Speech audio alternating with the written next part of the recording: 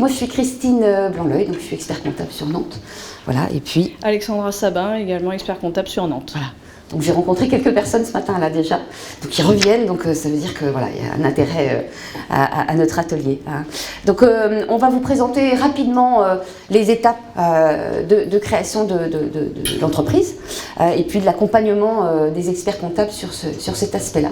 Et vous verrez que l'accompagnement il est vraiment plutôt complet, voilà. Hein, et je pense qu'on n'imagine pas qu'effectivement un expert comptable puisse aller aussi loin dans l'accompagnement.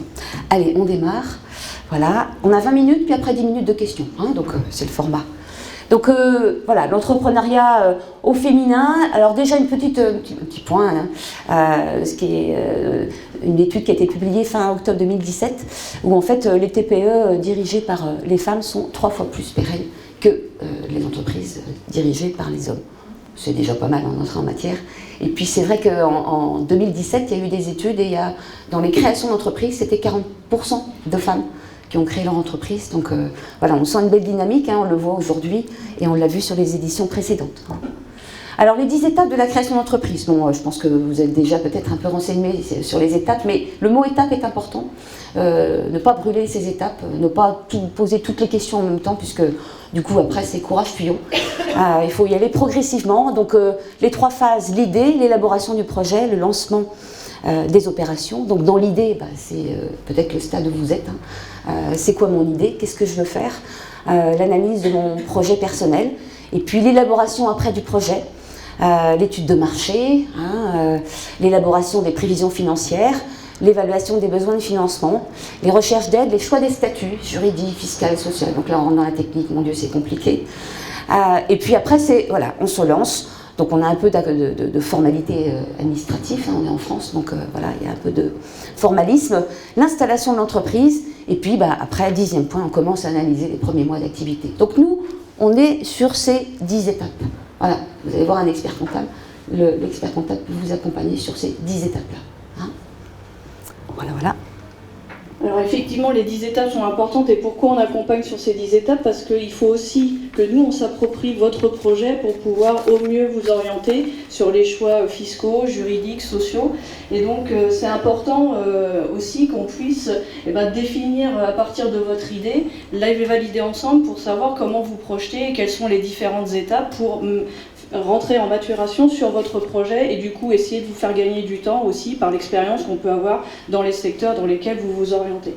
Donc ce qui est important forcément c'est déjà de trouver l'idée dans laquelle on se sent bien parce que ce sont des projets de vie hein, souvent, donc il faut vraiment être dans le domaine que vous souhaitez et puis valider votre idée. Ça c'est un point sur lequel nous on peut vous accompagner par rapport aussi à ce qu'on peut savoir sur votre secteur parce qu'on a des clients dans tout domaine. Et donc on sait aussi, on a des retours d'expérience, etc., qui peuvent vous permettre d'affiner votre choix ou en tout cas de réorienter certains sujets. Donc il faut analyser aussi votre projet personnel. Quand on a une idée, après c'est par où commencer. Donc pour ça, des bilans personnels sont intéressants à faire. Analyser les contraintes inhérentes à votre projet. Il peut y avoir des contraintes personnelles, il peut y avoir des contraintes géographiques, il peut y avoir des contraintes liées aussi au mode d'exploitation que vous voulez faire. Donc en fait, il faut faire un panel, une sorte de 360 en fait, de votre projet à titre perso, à titre professionnel. Et à partir de là, vous allez pouvoir créer, avoir votre cohérence en tant que femme dans ce projet, parce qu'il y a aussi des fois la vie de famille à prendre en considération ou des contraintes géographiques. Et donc tout ça va permettre de formaliser après votre projet par écrit. L'écriture c'est important parce que ça permet de concrétiser et d'avancer au fur et à mesure sur son projet, éventuellement de ne pas garder certaines idées mais y revenir plus tard. Et le fait d'avoir écrit, au fur et à mesure que vous allez avancer dans avec l'accompagnement de l'expert comptable sur les différentes étapes, peut-être que vous allez revenir sur des idées initialement que vous aviez définies ou les retirer de votre projet parce que finalement ça s'oriente différemment. L'écriture pour ça c'est vraiment, et on peut accompagner dans cette écriture-là en vous orientant sur des questions et en essayant d'échanger avec vous pour vous ouvrir sur les sujets. Je reviens sur l'écriture, hein. C'est vrai que c'est un peu important, dans les phases de création, vous allez rencontrer plein de monde. Et donc c'est vrai que quand on arrive à avec, on va voir le banquier, on va voir l'expert comptable, on va voir les fournisseurs, des partenaires. Si on a déjà écrit des choses, c'est quand même beaucoup plus simple. On arrive déjà avec un projet qui n'est pas forcément construit à 100%, mais on a déjà couché sur le papier et ça fait aussi le côté sérieux des choses où on a pris du recul et on a réfléchi au projet. Hein.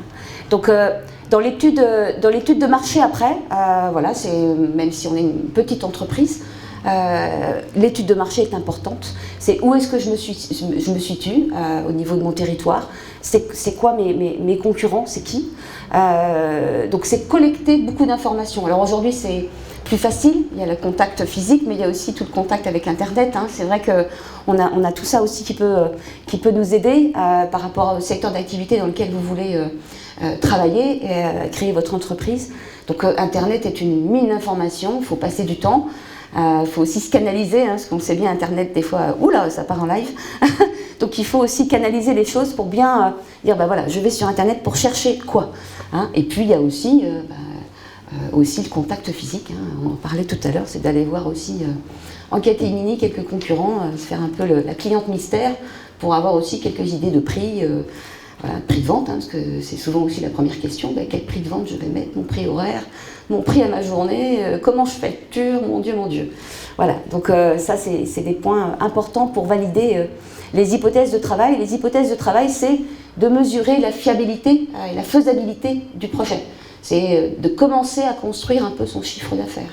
Le chiffre d'affaires, c'est pas une masse en euros, c'est pas qu'une masse en euros, c'est des heures par un prix horaire, c'est des jours par un prix à la journée, c'est des mètres carrés par un prix au mètre carré, c'est un nombre de tables ou un nombre de couverts par un prix au couvert, un panier moyen quand on est chez les commerçants. Voilà, c'est aussi de pouvoir ramener à ce qu'on appelle des unités d'œuvre, hein, un nombre de places, un nombre de clients, nombre de journées travaillées dans l'année. Hein, ça c'est un point important. C'est d'autant plus important qu'après, ça nous sert à nous pour pouvoir établir les prévisionnels et voir la fiabilité de votre projet. Et donc, pour ça, on a besoin de s'approprier aussi de votre étude de marché. Parce que si demain, vous allez voir un banquier pour aller solliciter un emprunt, il va vous demander dans tous les cas un prévisionnel. Donc, c'est comment vous vous projetez sur le développement de votre activité. L'étude de marché, c'est le chiffre d'affaires.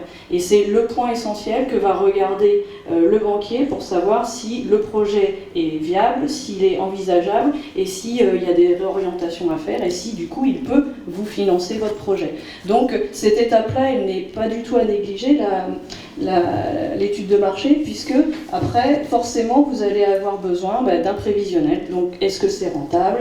Est-ce que je vais pouvoir me rémunérer ? Et si oui, à partir de quand ? Quel est mon besoin en termes de rémunération ? Donc, du coup, combien il faut que j'aille vendre d'unités pour pouvoir vivre de mon activité ? Et tout ça, nous, on a besoin aussi, dans la construction de ce prévisionnel, d'avoir votre étude préalable, de savoir quel est votre projet de vie. Donc les étapes précédentes, elles sont primordiales pour la continuité et après ce sont des choix, on va dire, techniques quant au choix juridique, au choix social. Mais l'expert comptable qui vous accompagnera a besoin de s'approprier votre projet pour que vis-à-vis de la banque, il puisse retranscrire vraiment la réalité de ce que vous envisagez. Voilà, une fois qu'on a couché sur le papier les chiffres, qu'on est à peu près sûr des prévisionnels qu'on a pu faire, après c'est d'évaluer le besoin de financement. Parce que voilà, dans mon activité, j'ai prévu de faire des investissements, du matériel. Je disais ce matin, hein, dans les rencontres que j'ai eues ce matin, et pas oublier dans les investissements, par exemple, je vais avoir un bail commercial. Dans le bail commercial, il y a 2 mois de caution et le premier mois de loyer à payer d'avance. Mais j'ai toujours pas fait de chiffre d'affaires. Ça fait partie des investissements. Donc c'est écrire dans une colonne tout ce dont j'ai besoin, y compris ce genre de frais, où c'est pas matériellement, il n'y a rien, hein, mais c'est important de faire ça. Et puis en face, passer les financements. Voilà, j'arrive à un total d'investissement, comment je finance ça ? Donc dans le financement, il y a multiples financements. Il y a d'abord l'apport personnel, l'apport familial, hein, sa propre communauté.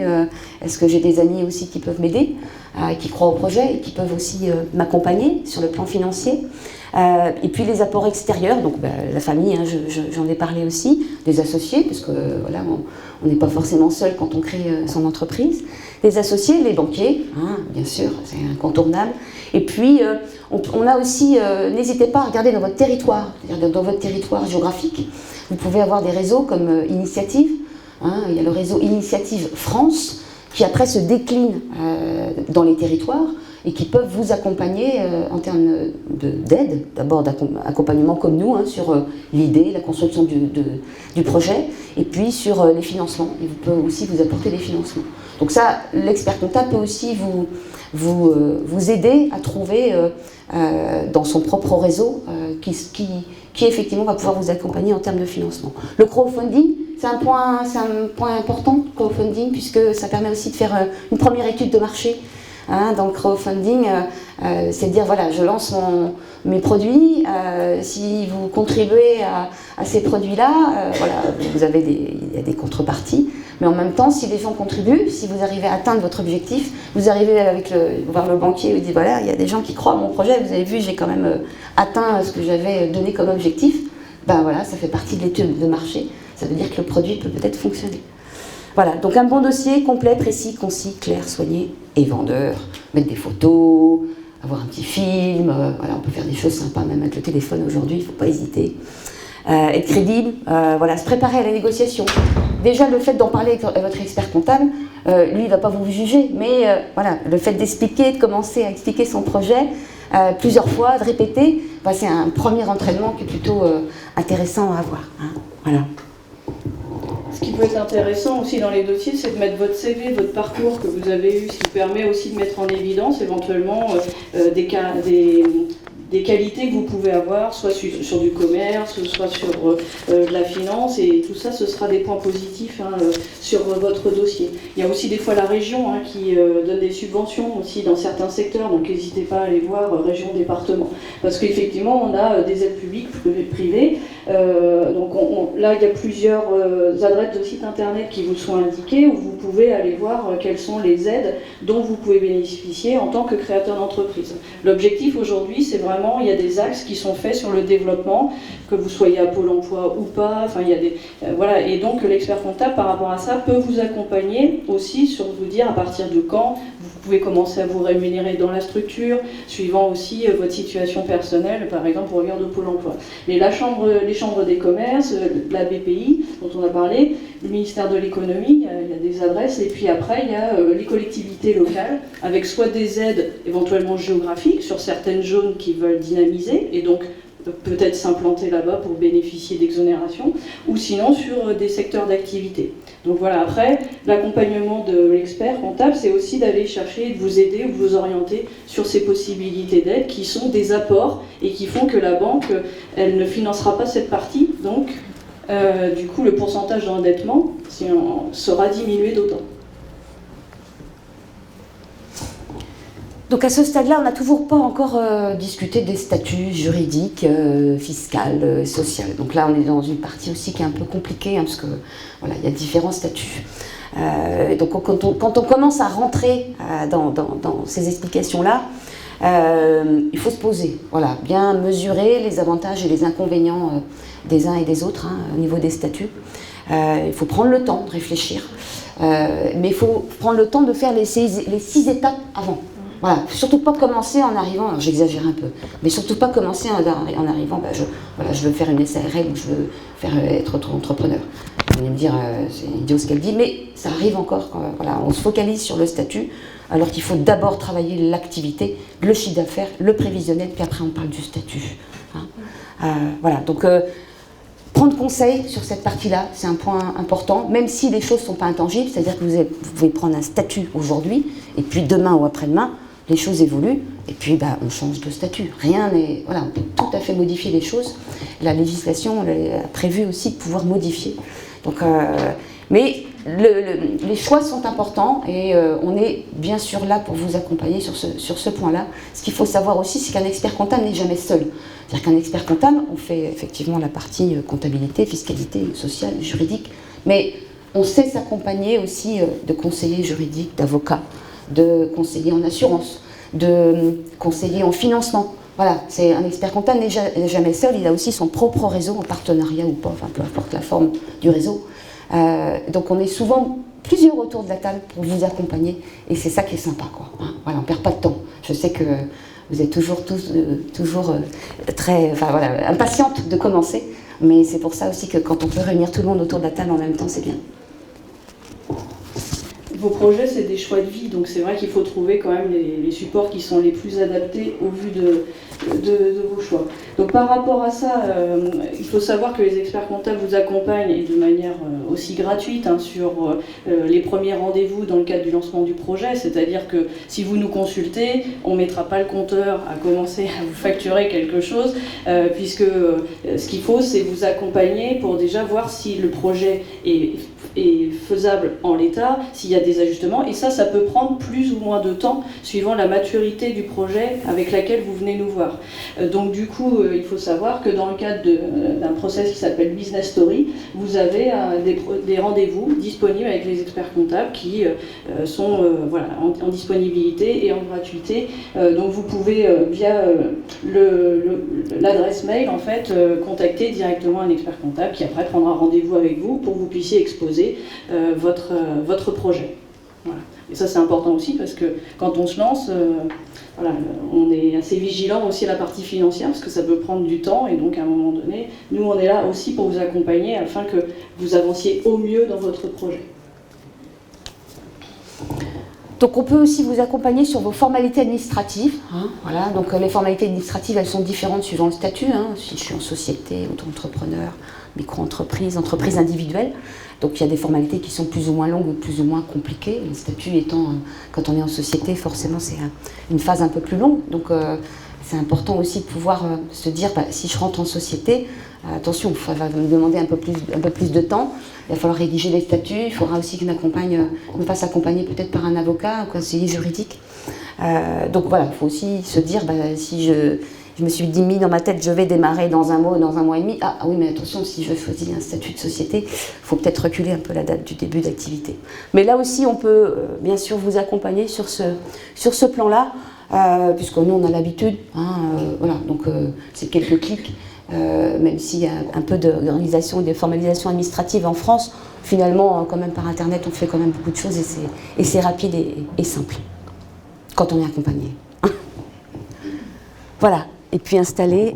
Et puis installer votre entreprise, donc c'est trouver, aménager ses locaux, s'assurer, donc c'est aussi voir tout, parce que pour établir le prévisionnel, de toute façon, on aura besoin de données chiffrées, donc on aura besoin de savoir où vous voulez vous installer, combien vous coûtera le loyer, quelle est votre assurance, est-ce que vous êtes assuré, donc attention à tout ce qui est assurance, à ne pas faire l'économie de ce sujet, même à titre personnel, sur de la prévoyance, de la mutuelle, avoir une couverture sociale quand même qui corresponde à votre situation de famille ou à vos besoins, et donc établir les premiers documents commerciaux, ça c'est important, vos premières factures, c'est aussi la manière dont vous allez communiquer avec vos clients, donc il y a un certain nombre aussi d'informations qui doivent figurer sur ces documents, donc il faut après construire progressivement l'ensemble de votre administratif.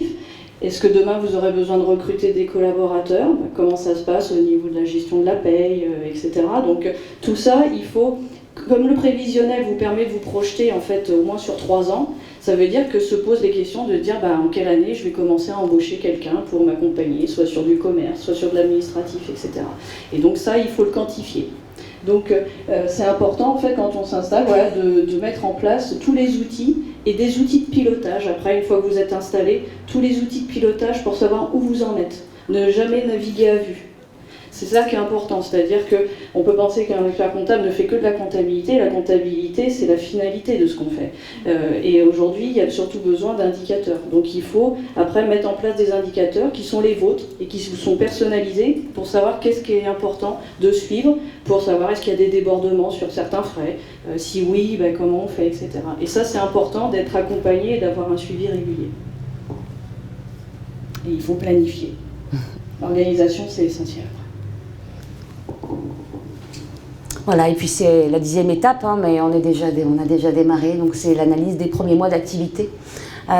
Donc c'est à un moment donné aussi de se poser, même si on est dans le démarrage, on a fait 3 ou 4 mois d'activité, début d'activité, donc on est à fond. Mais au bout d'un moment, allez, retournez voir son expert comptable, dire allez, on fait le point, on en est où, le chiffre d'affaires par rapport au prévisionnel, le prévisionnel c'est la feuille de route. Hein. Donc c'est de voir aussi où j'en suis en termes de trésorerie.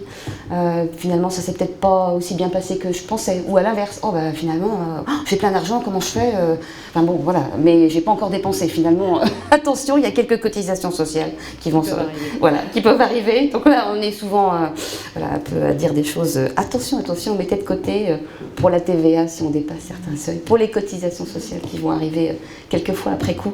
Donc l'expert comptable, il est là aussi pour anticiper pour vous, hein, vous soulager, vous dire attention, ok, vous avez de l'argent, il y a du chiffre d'affaires qui tombe, mais toutes les charges ne sont pas encore tombées et ça va arriver quelquefois avec des années de décalage, enfin une année de décalage pour les cotisations sociales dans certains cas. Donc voilà, on est là pour vous donner aussi des échéanciers en disant mettez de côté pour ça. Voilà, c'est ce qui est indiqué, hein, faire face aux échéances fiscales et sociales, contrôler la montée en régime de l'entreprise et puis surtout, voilà, s'il y a des difficultés, il faut aussi en parler à l'expert comptable. L'expert comptable, c'est quelqu'un avec qui il faut avoir un bon feeling, ça se passe bien, il faut qu'il y ait un bon échange. Et puis, s'il y a de l'échange, si c'est réciproque, ça va bien se passer, quoi. Voilà, si vous êtes dans votre commerce ou dans votre atelier et puis que vous ne voyez pas, vous ne discutez pas, vous n'envoyez pas de mail, c'est compliqué dans l'échange. Donc il faut échanger. Hein. On n'a pas la solution à tout, mais on réussira peut-être à vous dire « Ah bah tiens, ça serait peut-être bien que vous alliez voir telle ou telle personne. Ils ont connu les mêmes problèmes, ou ils vont pouvoir vous accompagner pour vous aider sur cet aspect-là. » Voilà, hein, donc n'hésitez pas sur ça.